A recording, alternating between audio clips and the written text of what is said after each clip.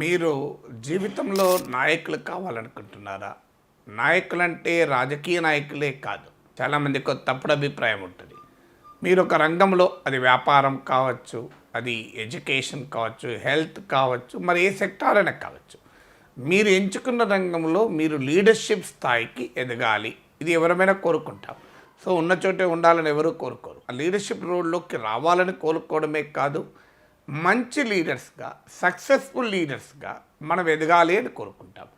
Successful లీడర్స్కు ఏ లక్షణాలు ఉంటాయి, అసలు లీడర్షిప్ అంటే ఏంటి అని ప్రపంచవ్యాప్తంగా అనేక అధ్యయనాలు వచ్చాయి, అనేక పరిశోధనలు జరిగాయి, అనేక వ్యాసాలు వచ్చాయి, చాలా పాపులర్ బుక్స్ కూడా వచ్చాయి. మీరు హార్వర్డ్ స్కూల్ ఆఫ్ బిజినెస్ లాంటి వారి పత్రిక హార్వర్డ్ బిజినెస్ రివ్యూ ఉంటుంది, అందులో చదవండి.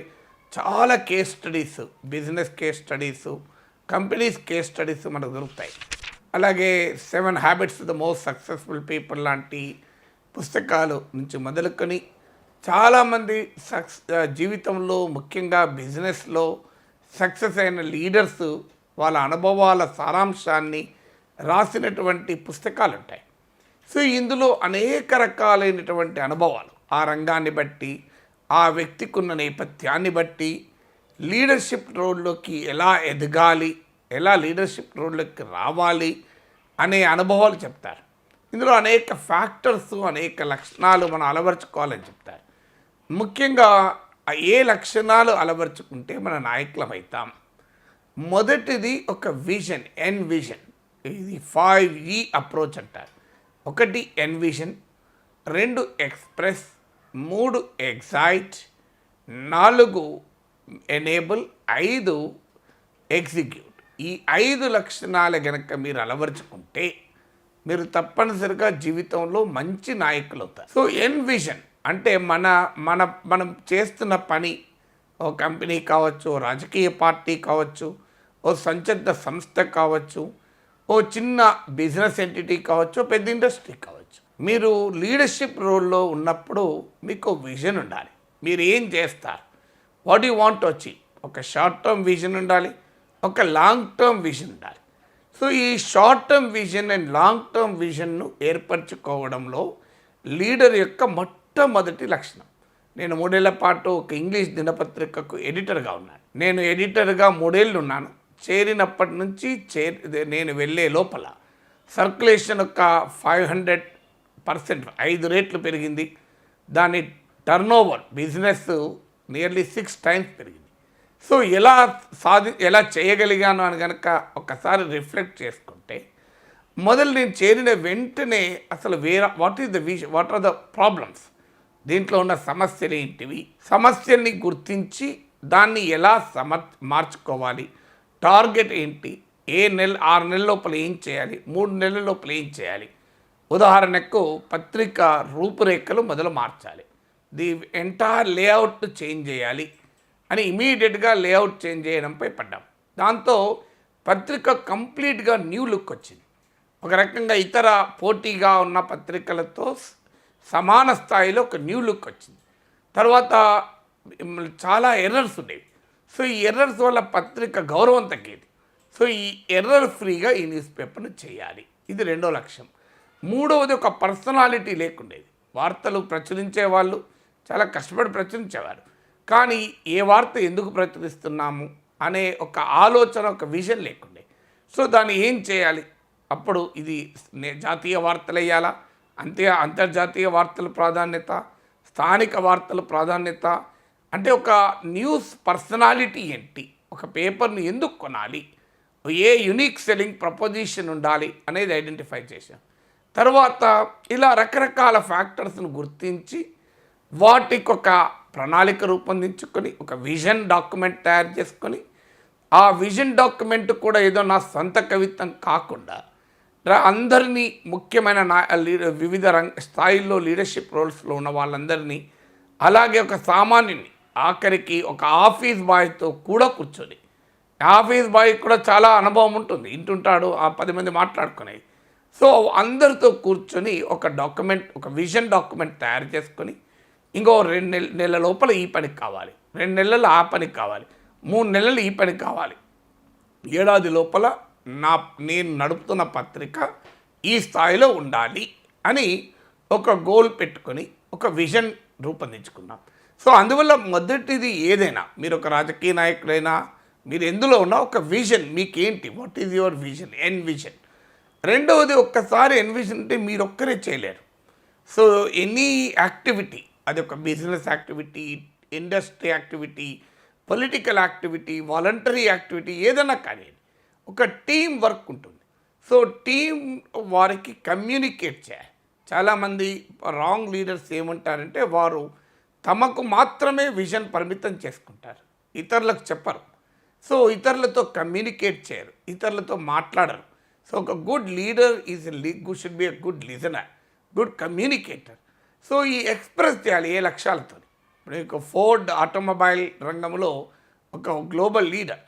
ఫోర్డ్ ఆటోమొబైల్ మ్యానుఫ్యాక్చరింగ్ మొదలుపెట్టినప్పుడు ఆయన తన వారికి చెప్పిన విజన్ ఏంటి అంటే, ఒక ఆటోమొబైల్స్ అనేది సామాన్యుడికి అందుబాటులోకి రావాలి, ఇందుకొరకు పనిచేస్తున్నాం అని మొదలుపెట్టాడు. మొదలు పెట్టడమే కాదు, తన ఫోర్డ్ కంపెనీలో ఉన్న ఉద్యోగుల జీతాలు పెంచాడు. అంటే రేపు మీరు కూడా ఈ ఫోర్డ్ మీరే తయారు చేస్తున్న కారు మీరు కొనుక్కోగలగాలి, ఇది లక్ష్యం. మీరు కొనుక్కోగలగాలి, మీలాంటి వారు కొనుక్కోగలగాలి అని పనిచేశారు. దాని ఫలితం ఎప్పుడైతే ఎక్స్ప్రెస్ చేశారో, దాని ఫలితం ఏమైంది అంటే ఎక్స్ప్రెస్ చేయడమే కాదు, వారిని ఎగ్జైట్ కూడా చేశాడు. ఒక గోల్ ఇచ్చి, ఒక విజన్ ఇచ్చి వాళ్ళని ఎగ్జైట్ చేశాడు. ఇంకో మీరు ఇలా చేయాలి, ఇంకో మీకు మీ రోల్ ఇది, ఎగ్జైట్ చేసి ఒకవేళ ఇది సక్సెస్ అయితే మీకేం లాభం అని కూడా చెప్పారు.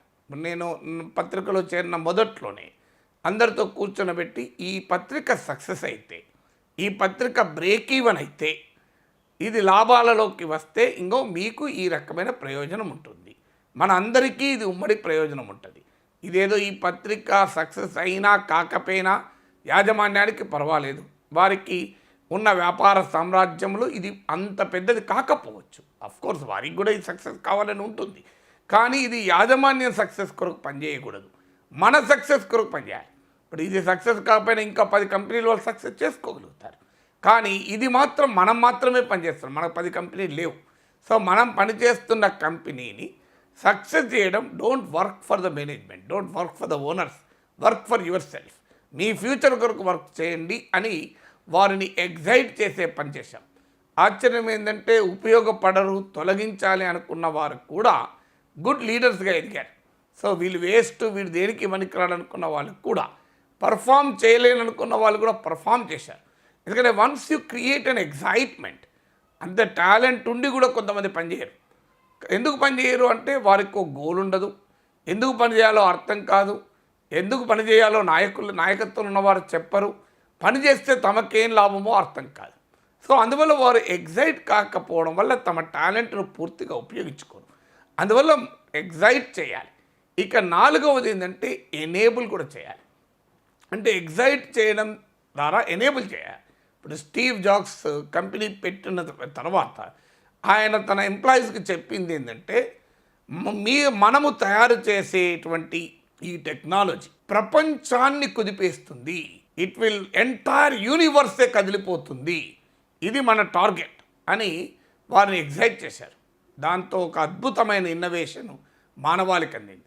సో అందువల్ల తనకేదో విజన్ ఉండడమే కాదు, ఆ విజన్ను కమ్యూనికేట్ చేసి, ఎక్స్ప్రెస్ చేసి, తనతో పనిచేస్తున్న వారిని ఎగ్జైట్ చేసి ఒక అద్భుతమైన ఇన్నోవేషన్ వైపుగా తన కంపెనీని నడిపించగలిగాడు స్టీవ్ జాబ్స్. అందువల్ల ఎగ్జైట్ చేయడమే అయిన తర్వాత ఎనేబుల్ చేయాలి. ఎనేబుల్ అంటే నీతో పనిచేసే వారి సామర్థ్యాన్ని పెంచాలి. చాలామంది ఆ సామర్థ్యం పెంచడంపై కేంద్రీకరించారు.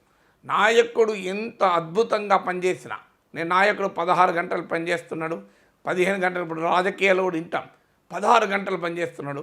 నాయకుడు 16 గంటలు పనిచేస్తున్నాడు అంటే అతను మంచి నాయకుడు కాదు అని. ఎందుకు కాదు అంటే మిగతా వారు సరిగా పనిచేయకపోవడం వల్ల ఈ నాయకుడు 16 గంటలు పనిచేయాల్సి వస్తుంది. 8 గంటలు చేసే పనిని 16 గంటలు చేస్తున్నాడంటే అర్థమైంది, మిగతా వాళ్ళు ఎవరు పనిచేస్తున్నారు కనుక బరువు అంతా ఆయన మీదనే పడుతుంది అని కదా. ఇప్పుడు మనం ఒక 4 గోడల పైన ఒక ఇల్లు కడితే 4 పిల్లర్లు కూడా బరువును మోస్తుంది. ఏదైనా 3 పిల్లర్లు సరిగా మోయలేదనుకోండి, మొత్తం దానిపైన వంగిపోతుంది బిల్డింగ్ మొత్తం. సో అంటే అర్థం ఏంటి, ఆ కన్స్ట్రక్షన్ బాగా లేదన్నట్టు. సో 16 గంటలు లీడర్ పనిచేస్తున్నాడంటే మిగతా వాళ్ళు ఎవరు పనిచేయడం లేదు, వాళ్ళని పని చేయనివ్వడం లేదు అని. సో అందువల్ల మనం లీడర్ ఎక్కువ గంటలు పనిచేయడం తప్పు కాదు. లీడర్షిప్లో ఉండే ప్రధానమైన సూత్రం ఏంటంటే, మీరు లీడర్ కాకముందేమో మీరు ఎదగాలి, లీడర్ అయిన తర్వాత మీరు ఎదగడం కాదు, ఇతరులు ఎదగాలి. ఓకే, ఇతరులు ఎదిగినప్పుడు అంటే మీరు ఎదుగుతూ ఇతరులు ఎదగాలి. So you should until you become a leader you should grow. Once you become a leader you should grow and you make others grow. నువ్వు ఎవరు సక్సెస్ఫుల్ లీడరు అంటే ఎంత ఎక్కువ మంది నాయకులను తయారు చేయగలిగాడు, నాయకుడు లేకపోయినా కూడా సంస్థ నడిచేలా ఎవరు తయారు చేయగలిగాడు, అతను నిజమైన లీడర్. ఆ సంస్థ ఈ నాయకుడు పక్కకు జరిగితే ఇంకా 100 మంది నాయకుల్ని సృష్టించగలిగినప్పుడే అది నిజమైన నాయకత్వం. సో నాయకుడు లేనప్పుడు కూడా పనిచేయగలిగేది నిజమైన నాయకత్వం. చాలా కంపెనీలు నేను గమనించాను, ఆ నాయకుడు లేకపోతే ఆ కంపెనీ మూతపడుతుంది. ఆ నాయకుడు పక్క జరిగినా చాలు, నాయకుడు వారం రోజులు రాకపోయినా చాలు, ఆ కంపెనీ ఎఫెక్ట్ అవుతుంది. అది గుడ్ లీడర్ లక్షణం కాదు. గుడ్ లీడర్ లక్షణం ఏంటంటే everybody in the organization believes her or himself to be a leader. ప్రతి ఒక్కడు తానే నాయకుడని భావించి పని చేయాలి. ఇక ఫైనల్గా ఎగ్జిక్యూట్. చాలామందికి అద్భుతమైన ఆలోచనలు ఉంటాయి. నేను వండర్ఫుల్గా ఇది కావాలి, అది కావాలి, నేను ఒక స్టార్టప్ పెట్టాలి, దాన్ని అద్భుతంగా తీసుకురావాలి, నేను ఒక పార్టీ పెట్టాలి, ముఖ్యమంత్రి కావాలి, ఇలా రకరకాలు ఉంటాయి. లక్షలాది మందికి నేను సేవలు చేయాలి, ఇట్లా రకరకాల ఆశలు ఉంటాయి. కానీ ఎగ్జిక్యూషన్ ఉండదు.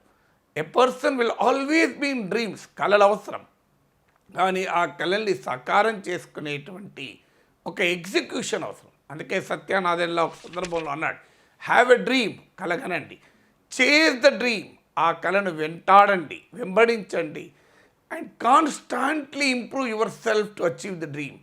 నిరంతరం నిన్ను నీవు మెరుగుపరుచుకో ఆ లక్ష్య సాధన దిశగాని. అది ఎగ్జిక్యూషన్ కిందికి వస్తుంది. అందువల్ల ఒక మంచి లీడర్ కావాలంటే ఈ 5 E's కీలకం. Envision, express, excite, enable and execute. Envision అంటే ఒక దార్శనికత ఉండాలి, ఏం చేయాలనుకున్నావు. ఎక్స్ప్రెస్ అంటే నీ దార్శనికతను నీతో పనిచేసే వారికి వివరించాలి. ఎగ్జైట్ అంటే నీ దార్శనికతలో వారిని భాగస్వాములను చేయాలి. ఎనేబుల్ అంటే నీవు అనుకున్న లక్ష్యం వైపుగా నీతో పనిచేసే వారిని నడిపించేలా వారి సామర్థ్యాన్ని పెంచాలి. చివరగా ఎగ్జిక్యూట్ అంటే కళల ప్రపంచంలో వివరించకుండా వాస్తవంలో వాటిని అమలు చేయాలి.